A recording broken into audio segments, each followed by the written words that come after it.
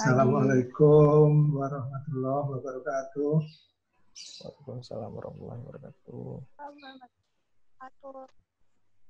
Tentu ini berkah tersendiri bagi kita semuanya ya.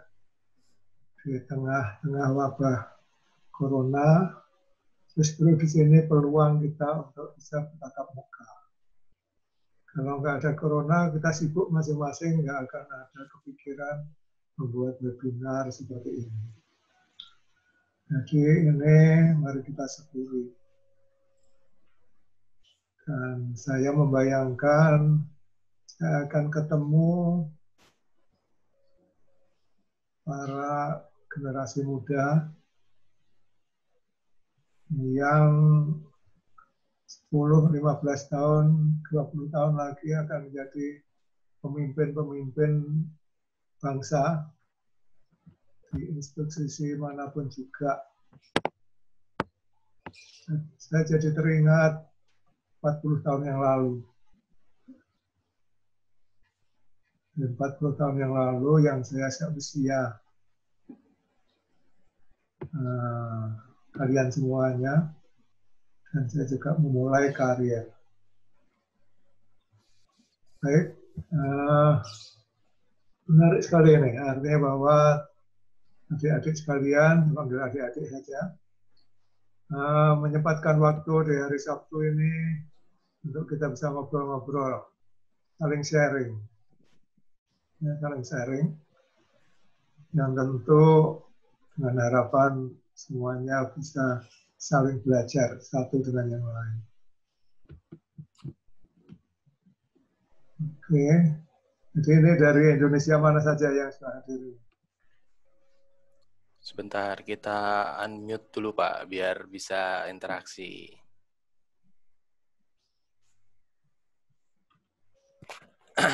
Oke, silakan. Mungkin ada siapa tadi? Mbak Keisha nih. Mbak Keisha dari mana Mbak? Halo, selamat siang. Selamat Saya siang. dari Manado. Oh, Mbak Keisha dari Manado. Ya, baik. Iya. Terima kasih. Selamat bergabung. Ada Mbak Rili nih. Mbak Rili dari mana Mbak Rili? Ya, halo, selamat siang. Selamat siang. Saya dari Kalimantan Selatan. Oh, Baik. Kalimantan Selatan. Alhamdulillah. Ya. Nah, Mbak Rili, silakan yang lain. Ada Mbak Dewi Saraswati ini. Dari mana Mbak? Oh, enggak ini ya. Udah saya unmute padahal. Ya, silakan yang lainnya yang lain silakan. Yang sudah mute silakan. Ada Mbak Yasinta. Dari mana ini? Selamat siang, saya dari Tangerang Kelapa II. Kelapa II, tetangga berarti. Tetangga. Iya. Nah, tapi itu plat merah itu Kelapa II. Iya, Pak. Siapa namanya? Yasinta. Yasinta dari Kelapa II. Oke, tetangga.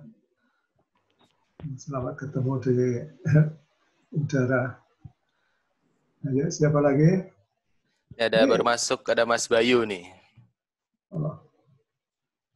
Ini cewek semua nih. Kayaknya cowoknya mana? Oh, ada Mas Raffi nih. Mas Raffi dari mana Mas Raffi? Selamat siang. Selamat siang. Selamat siang Pak. Saya Raffi Taufik Rahman dari Bandung Pak. Bandung. Oke. Terima kasih. Nanti karena lewat web sehingga kita nggak perlu pakai masker ya. Iya Pak. Pak Iqbal sudah hampir jam 10. Iya Pak, sambil menunggu yang lain. Silakan Mas Gali. Ya, mungkin saya bacakan dulu aturannya ya. Ketika nanti Pak Dwi sedang memberikan materi, teman-teman itu mohon di mute atau dari kita yang mute. Ya, jadi benar-benar teman-teman untuk menyaksikan, untuk mempelajari hal-hal materi yang disampaikan oleh Pak Dwi Pujiarso. Untuk materi nanti akan kita share, jangan khawatir. di website kita, bisa langsung diunduh saja, tidak perlu menulis lagi.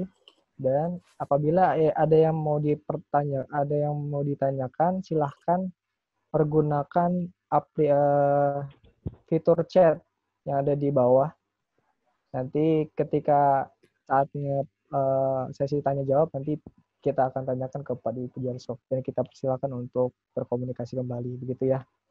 Mungkin itu aja Pak Dwi. Oke, saya tambahkan sedikit ya. Iya. Oke, rekan-rekan, di sini kita pakai aplikasi Zoom ya. Jadi mungkin rekan-rekan yang lain juga sudah banyak yang familiar ya, karena sudah ada hampir 3 minggu, ada yang sekolah online, ada yang kuliah online gitu kan. Sehingga banyak menggunakan aplikasi-aplikasi seperti ini. Sehingga mungkin sudah terbiasa. Nah, jadi intinya adalah pada saat jalannya webinar nanti, untuk komunikasi kita akan mute satu arah saja dulu dari Pak Dwi. Nanti kita akan buka sesi tanya-jawab. Tapi pada saat berjalan, apabila rekan-rekan ada yang ingin ditanyakan, silakan gunakan fitur chat box, ya, atau gunakan fitur raise hand. Sudah tahu ya fiturnya ya? Angkat tangan. Ya, jadi ada fitur raise hand juga di sini. Jadi nanti kelihatan di kita, ya, mau pakai reaction boleh, ya.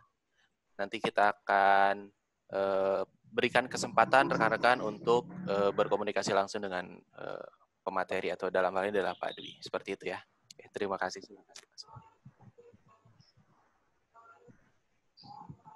Bisa dimulai saja, kita sudah masuk jam 10. Ya. Baik Pak Dwi, untuk waktu dan tempat saya persilakan.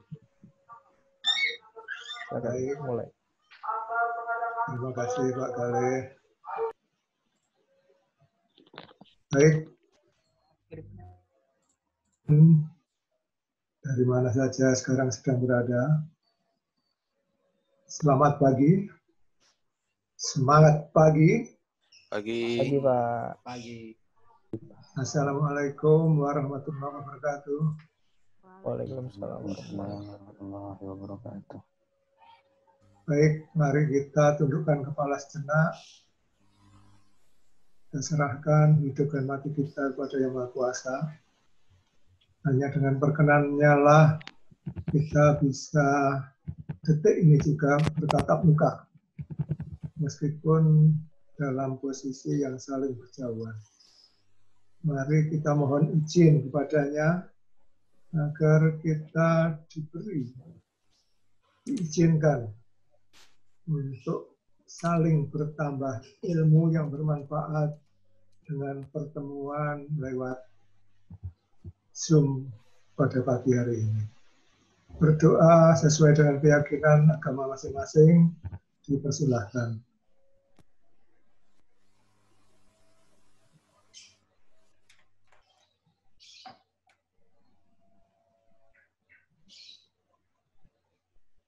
Terima kasih. Adik-adikku sekalian, sungguh sesuatu yang harus kita syukuri. Pagi hari ini kita saling bertatap muka, saling ketemu. Dan sebelum saya teruskan, saya ingatkan ya bahwa kalau saya mengencourage untuk mencatat, ya, untuk mencatat. Kalau pernah dengar pepatah Cina mengatakan, sepanjang-panjang ingatan manusia, masih kalah panjang dengan pensil yang paling pendek. Artinya apa? Artinya bahwa kita diminta untuk mencatat. Nah, mencatat. Dengan mencatat nanti bisa membuka kembali, kemudian setelah dibuka kembali, kita bisa pelajari lagi, berdalam, atau di-share kepada yang lain. Itu manfaat dari mencatat. Bahkan bagi yang Muslim, Allah pun juga meminta untuk kita mencatat baik yang besar maupun yang kecil.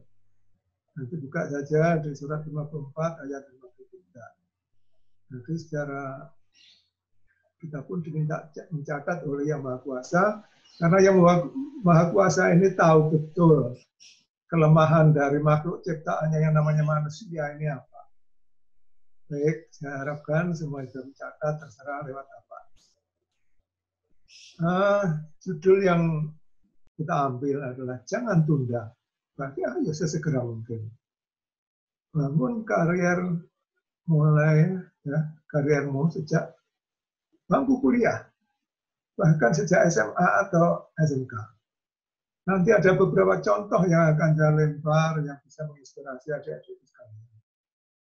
Tapi sebelum itu, saya perkenalkan diri. Nama saya Dwi Pujiarso, lahir di Blitar tahun 51. Jadi tahun ini sudah 69, insya Allah. Tahun 69 lulus SMA di Blitar. Tahun 70, umur 19 tahun, saya sudah hijrah ke Papua.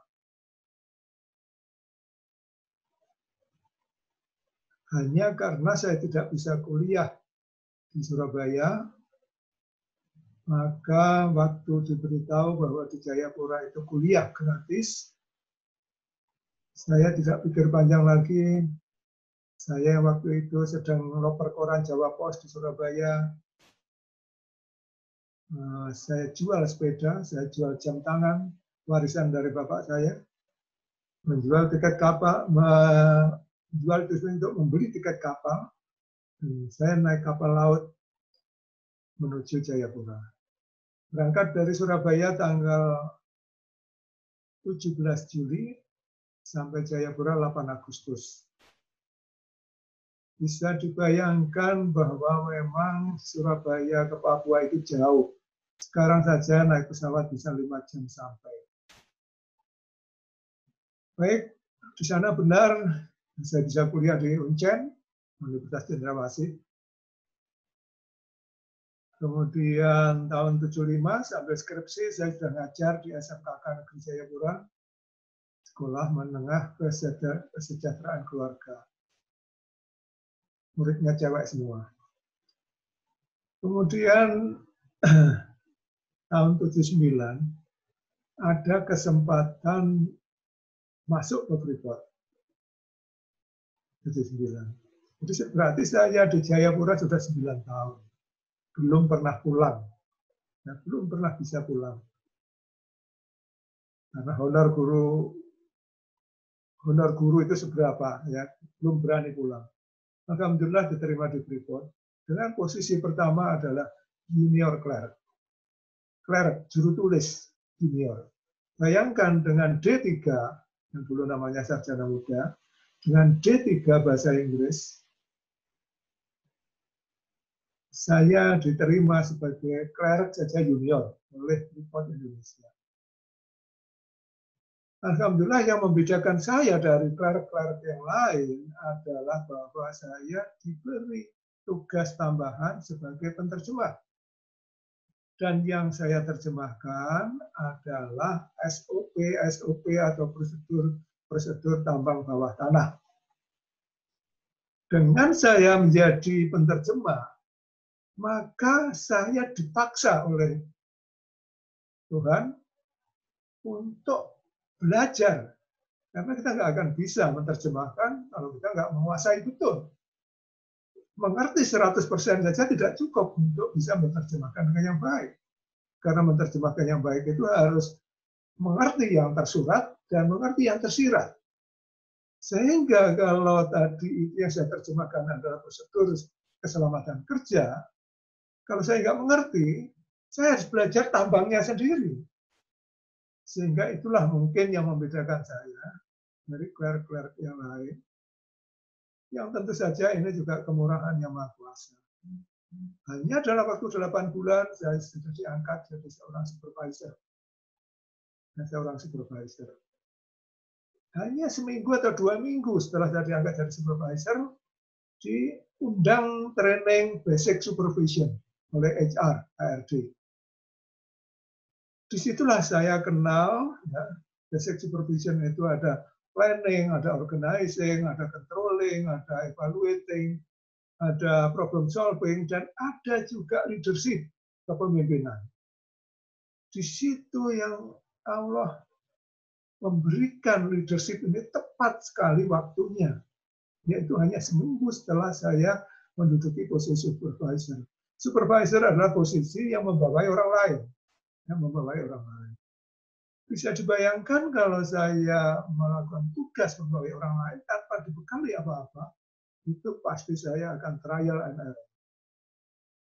Singkatnya adalah bahwa dengan modal sedikit tadi, leadership, bagian dari basic supervisi tadi, membuat pola pikir saya berubah. Sehingga saya terus maju, dan dalam waktu 19 tahun, saya sudah sampai di puncak Kepala Departemen Keselamatan Kerja PT Freeport Indonesia. Tahun 98, itu kira-kira karyawannya 21.000. 21.000 karyawan. 70% manajemennya, top manajemennya adalah orang asing. Freeport adalah perusahaan yang besar dan di area yang risikonya sangat ekstrim. Ya, risikonya sangat ekstrim. Dari pelabuhan sampai ke tambang kurang lebih jaraknya ada 140 km. Jadi ini untuk saya harapkan adik-adik sekalian bisa membayangkan bahwa sebagai kepala Departemen K3 di sana, dengan skop yang seperti itu adalah sesuatu yang bagi saya pun adalah seakan-akan ini adalah miracle, ya, keajaiban. Bagi saya pun keajaiban. Di mana saya bukan engineer, ya, saya bukan engineer. Saya hanya lulusan UNCEN, Universitas Cendrawasih, yang kebetulan pada waktu saya sudah bekerja dengan posisi superintendent itu middle management, posisi middle management, saya melihat ada kesempatan saya kuliah UT, Universitas Terbuka. Dan di situ saya mulai ikut UT, dari tengah hutan sambil bekerja, saya ikut Universitas Terbuka, dan alhamdulillah dalam waktu 2 tahun saya bisa meneruskan, jadi nggak mulai dari nol, saya meneruskan dalam waktu 2 tahun, saya lulus S1. Ini juga sebuah miracle bagi saya, dan saya di Tembagapura sana adalah lulusan UT pertama, sehingga alhamdulillah menginspirasi yang lain juga. Tahun 2006 saya pensiun dari Freeport, sekarang berarti sudah 14 tahun yang lalu. Sejak itu saya tidak pernah berhenti, tidak pernah betul-betul pensiun. Tapi saya katakan pensiun karena saya sekarang jadi orang merdeka. Ya, jadi orang merdeka. Di samping di industri saya sebagai konsultan dan trainer K3, juga alhamdulillah saya bisa buka Snappy, jadi 4 outlet Snappy. Ada di Bintaro 5, ada di Lebak Bulus, ada di Ciputat, dan ada Makassar 2. Dan buka MyMart yang di depannya SMS. Kalau Yasinta lihat di depannya mall ini, ada MyMart, ada Indosiar di situ. Baik, itu sekilas, ya sekilas. Mudah-mudahan ini akan menginspirasi adik-adik sekalian. Yaitu bahwa salah jurusan tidak masalah. Ya. Salah jurusan tidak masalah. Asal dengan salah jurusan tadi, kita jadi komit. Tapi kalau salah jurusan, kita masih ngeluh, tidak akan jadi apa-apa. Jadi, apapun yang kita terdampar, kita nggak ada pilihan, ya, kita nggak ada pilihan. Yakinilah bahwa yang memilihkan itu adalah Tuhan. Dan Tuhan memilihkan sesuatu adalah selalu yang terbaik. Meskipun bagi kita sebagai manusia, rasanya itu tidak kita sukai. Rasanya itu bukan pilihan kita. Oke, saya mulai webinar ini dengan sepotong cerita mengenai kisah yang kurang lebih tahun 79, jadi sudah 41 tahun yang lalu. Baik, outline dari webinar ini adalah pertama keprihatinan. Dengan semua usaha-usaha saya, ya Snappy, MyMart, Indosiar, dan sebagainya ini, kami alhamdulillah bisa membuka lapangan kerja hampir 90 orang. 90 orang. Sehingga artinya apa? Artinya bahwa saya terus berhubungan dengan anak-anak muda, dengan karyawan-karyawati, dengan generasi-generasi muda. Ya. Dan ini bagi saya adalah sesuatu yang luar biasa dan saya syukuri betul-betul. Tapi saya punya keprihatinan yang mendalam. Saya punya concern yang mendalam, yaitu bahwa banyak sekali dari generasi muda ini yang tidak menyiapkan karirnya sama sekali. Mereka hanya buang-buang waktu saja. Sejak saya di Freeport, itu saya sudah setiap hari itu nerima lamaran kerja. Sampai sekarang karena saya ini masih mempunyai usaha-usaha, saya pun juga nerima lamaran kerja. Dan itu semakin saya merasa prihatin bahwa generasi muda sekarang ini tidak segera membangun karirnya, menunda-nunda sampai lulus baru mikir. Itu telat, sangat telat. Ya. Itu nanti yang akan saya jelaskan. Kemudian yang kedua adalah mengenai kehidupan. Kita hidup ini hanya sekali. Atau mungkin ada adik-adik yang mungkin hidupnya akan 2 kali.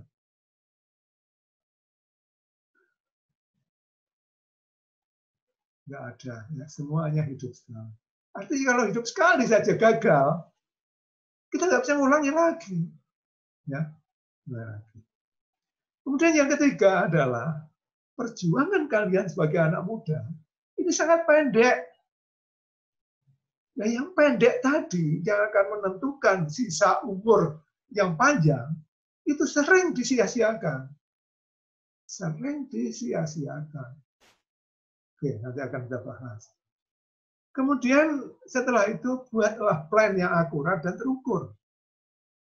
Buatlah.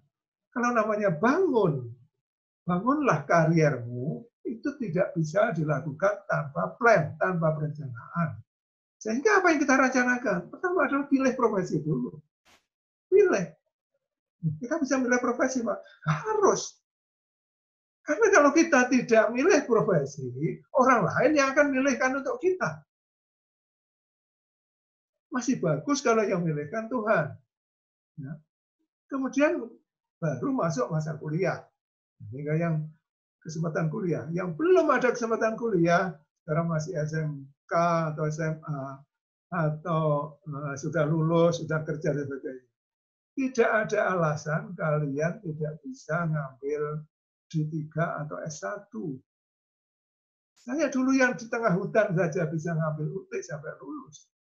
Masa kalian yang di kota-kota ya, dengan fasilitas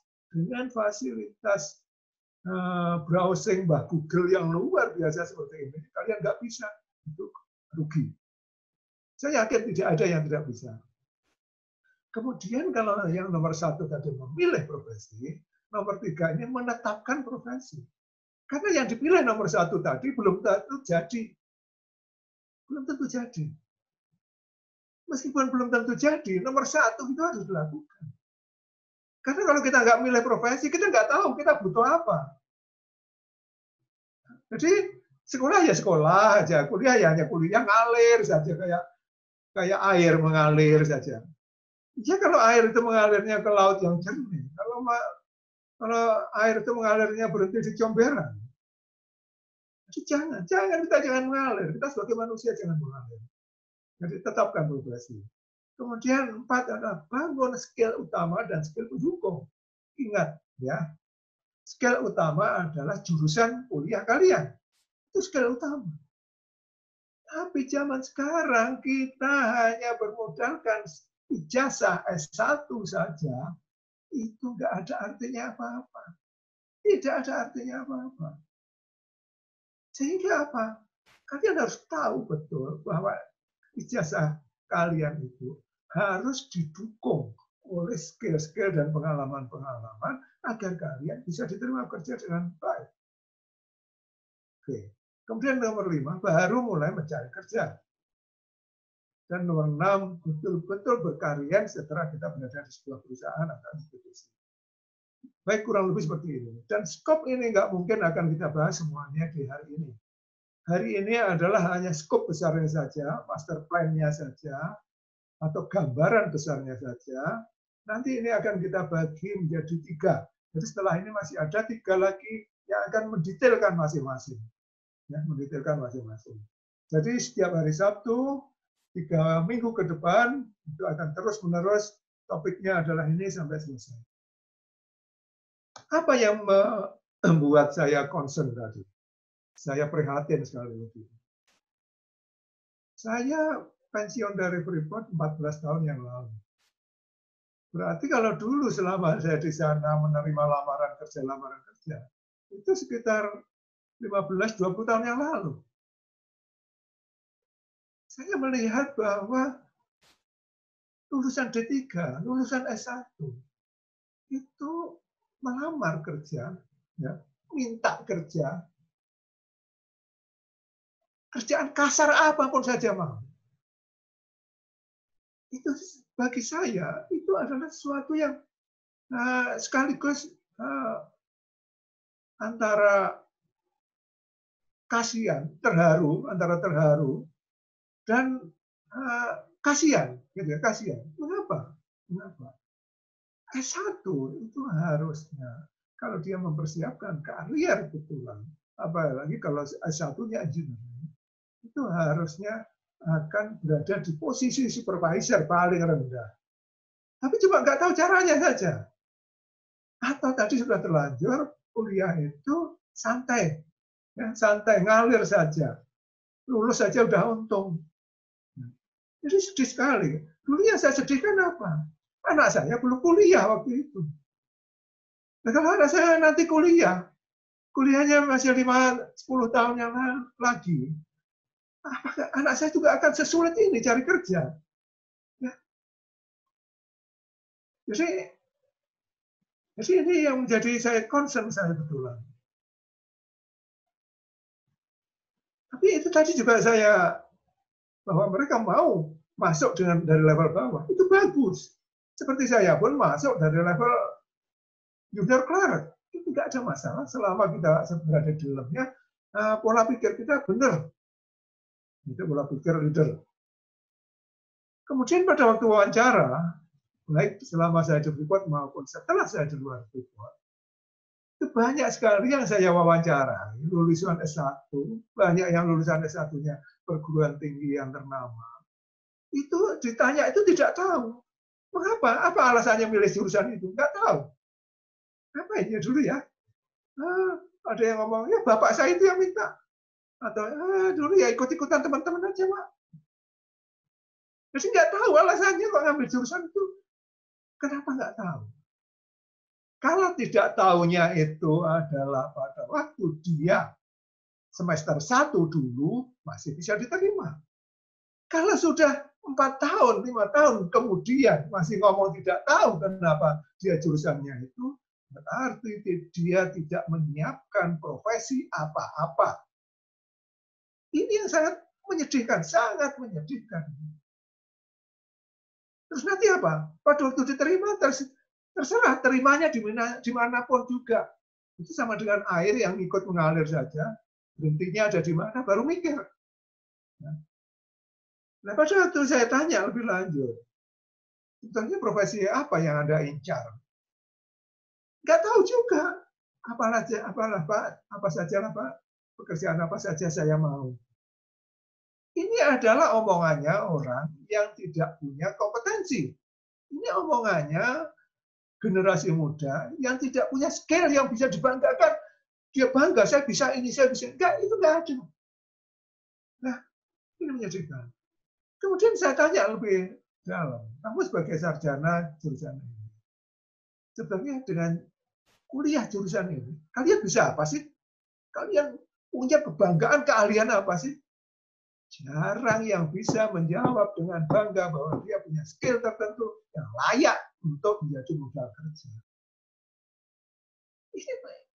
Ini betul-betul selama 4 tahun kuliah, buang-buang saja, buang-buang waktu, buang-buang, sayang sekali, sangat disayangkan. Ya. Jadi kemudian ada yang saya sangat sedih lagi. tentu semua kuliah itu juga ada kesempatan magang atau tugas akhir. Harusnya tugas akhir itu adalah suatu event atau pengalaman yang diperjuangkan betul-betul agar bisa magang atau tugas akhir dilakukan di perusahaan yang besar. Ya. Tapi nampaknya enggak juga, gitu, enggak ada. Ya terserah aja mau diterima di mana, Pak, terserah aja. Enggak ada perjuangan untuk ke sana. Apa bisa, Pak, itu di perjalanan? Sangat bisa, ya sangat bisa. Kemudian yang berikutnya lagi, yang sudah pernah magang, Pak, saya pernah magang di Freeport, Pak, saya dulu pernah magang di KPC, Pak, saya pernah magang di Vale dan sebagainya, di perusahaan-perusahaan besar. Saya tanya, waktu selesai magang dulu, kalian ditawari kerja enggak? Enggak, Pak. Karena saya cuma 3 bulan. Sudah masuk 3 bulan ke sebuah perusahaan besar, dan setelah selesai nggak ditawarin kerja, artinya bahwa Anda hanya biasa-biasa saja. Anda bukan bintang. Kalau Anda bintang, pasti ditawarin kerja. Nggak ada, ya, tidak ada, ya. Jadi tidak ada orang akan ngomong bahwa nggak punya posisi, nggak punya budget untuk posisi itu, untuk bintang, nggak ada. Bintang itu selalu diadakan, ya, posisinya diadakan. Kemudian buat CV sapu jaga. Jadi CV 1 saja dikirim ke mana-mana, itu namanya CV sapu jaga. Sedih, saya melihat yang seperti ini sedih. CV itu harus spesifik untuk lamaran ke perusahaan mana dan akan melamar apa. Itu beda-beda. Kemudian ada juga yang terlalu pede, baru lulus sudah pasang tarif. Jadi yang kebablasan yang enggak juga enggak gitu.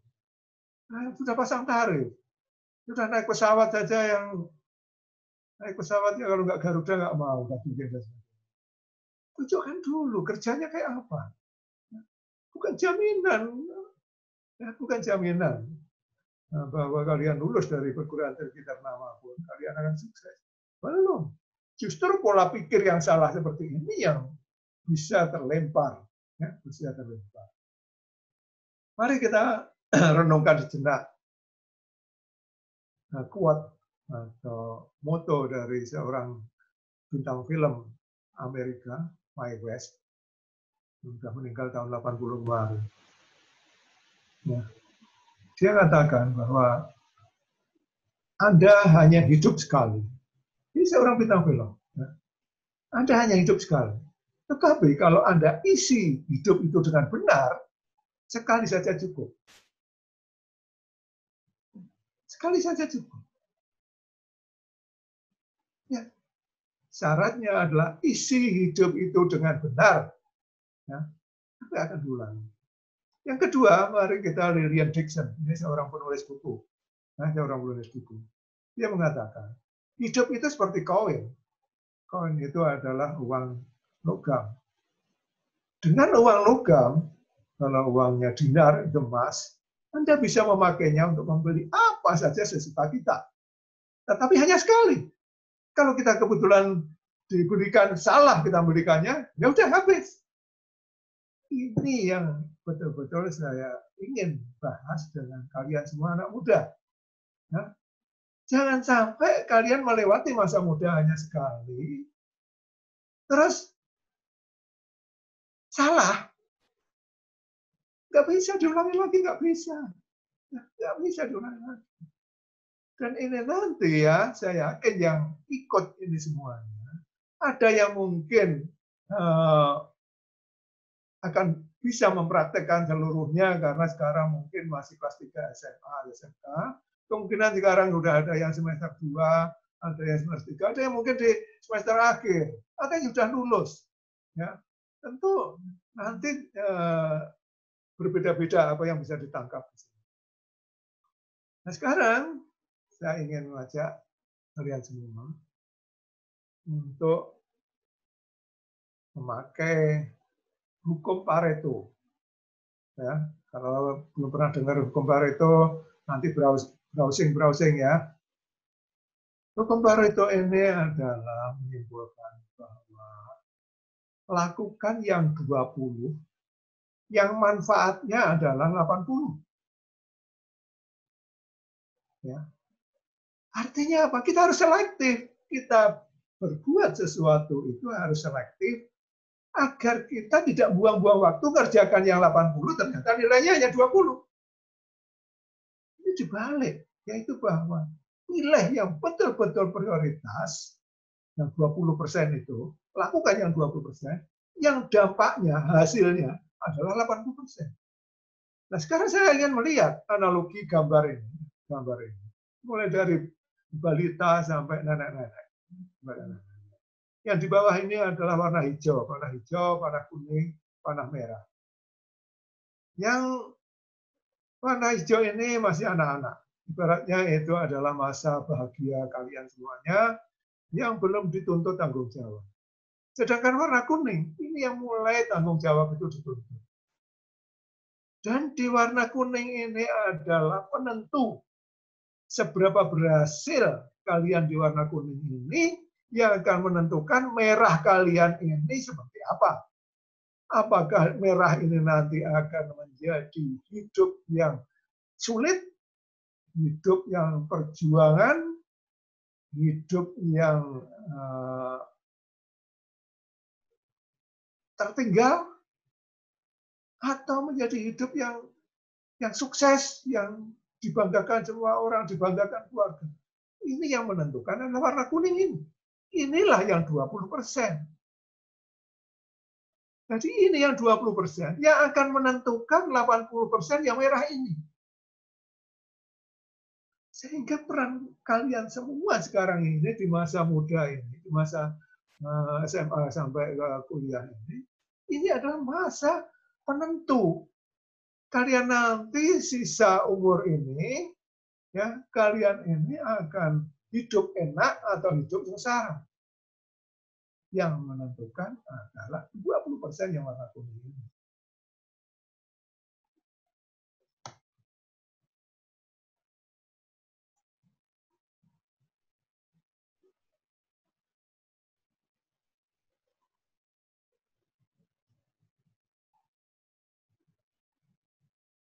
Ya, oke.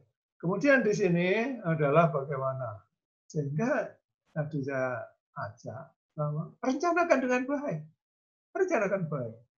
Abraham Lincoln, satu presiden Amerika, dia mengatakan cara terbaik untuk meramal masa depan Anda, cara terbaik untuk meramal masa depan kita masing-masing adalah dengan menciptakannya. Jadi kita ciptakan sendiri masa depan kita masing-masing. Sekali lagi, jangan mengalir hanyut, membiarkan diri kita hanyut. Kita adalah makhluk hidup yang terbaik yang dibuat oleh Yang Maha Kuasa. Kita lebih baik dari binatang, lebih baik dari tumbuh-tumbuhan, lebih baik dari batu. Kita punya akal, kita punya. Jangan hanyut, jangan membiarkan diri kita hanyut. Kita harus melawan arus kalau hanyut itu adalah jelek. Nah, sehingga bagaimana masa depan kita nanti? Ciptakan, ya, ciptakan. Jadi cara terbaik untuk meramal masa depan kita baik atau jelek, ciptakan sekarang. Ya, ciptakan. Oke.